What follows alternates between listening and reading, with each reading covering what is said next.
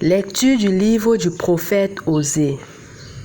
Ainsi parle le Seigneur, mon épouse infidèle, je vais la séduire, je vais l'entraîner jusqu'au désert et je lui parlerai cœur à cœur. Là, elle me répondra comme au temps de sa jeunesse, au jour où elle est sortie du pays d'Égypte. En ce jour-là, oracle du Seigneur, voici ce qui arrivera. Tu m'appelleras mon époux et non plus mon Baal, c'est-à-dire mon maître. Je ferai de toi mon épouse pour toujours. Je ferai de toi mon épouse dans la justice et le droit, dans la fidélité et la tendresse. Je ferai de toi mon épouse dans la loyauté, et tu connaîtras le Seigneur. Au nom du Père et du Fils et du Saint-Esprit, Amen. Loué soit Jésus-Christ.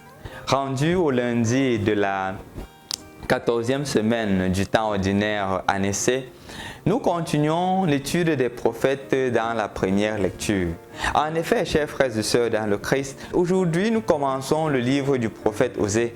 La semaine passée, nous avions abordé le livre du prophète Amos. On l'a appelé d'ailleurs le prophète de la justice sociale parce qu'il décrivait l'état de la société et il disait justement au peuple qu'à cause de cet état, vous serez déportés. À cause de cet état, ce pays sera détruit. Et c'est ce qui s'est produit. Aujourd'hui encore, nous abordons le prophète Osée, le prophète justement qui parle de l'expérience de Dieu à travers sa propre expérience. En effet, Amos était un homme marié. Étant marié, son épouse s'est retrouvée dans l'infidélité. Il avait des enfants. Et le Seigneur l'appelle et lui demande d'aller se réconcilier, d'aller prendre son époux, d'aller reprendre son épouse. Et c'est ce qu'il fait. Ceci décriait justement, ou ceci représentait d'une certaine manière la relation que Dieu avait pour son peuple, que Dieu a pour son peuple, pour le peuple juif, dans la mesure où ce peuple a été béni et aimé de Dieu d'un amour tout à fait particulier. Mais en retour, qu'est-ce que le Seigneur reçoit? De l'infidélité.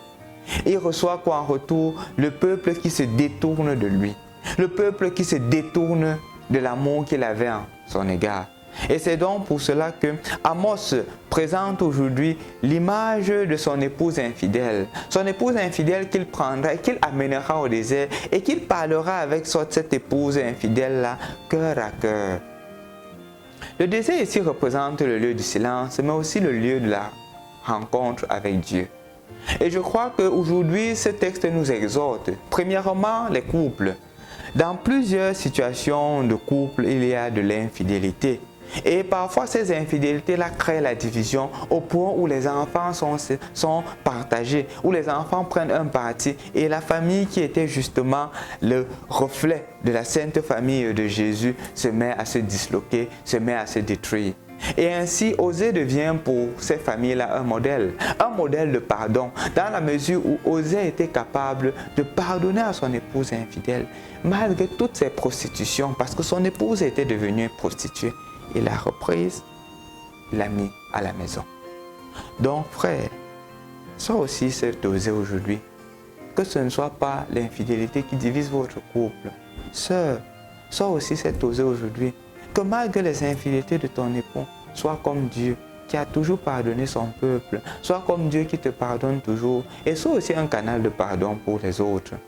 Peut-être pour toi, tu n'es pas marié, mais il y a plusieurs situations de déception que tu as vécues, il y a plusieurs situations de tromperie que tu as vécues, il y a plusieurs situations d'escroquerie que tu as vécues. Et aujourd'hui, le Seigneur te dit, sois un autre Osée pour donner une seconde chance à l'autre.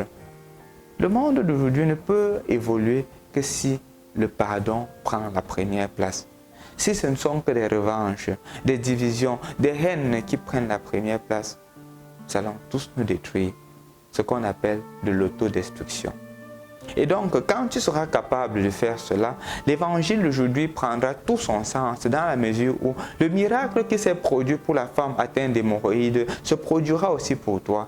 Comment? Le Seigneur te fera voir. Mais aujourd'hui, sois un canal du pardon, un canal de la seconde chance. Commence ta semaine, commence ce lundi en retirant de ton cœur toutes les haines qui puissent exister.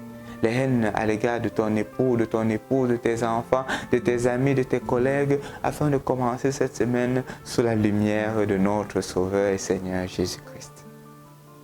Au nom du Père et du Fils et du Saint-Esprit. Amen.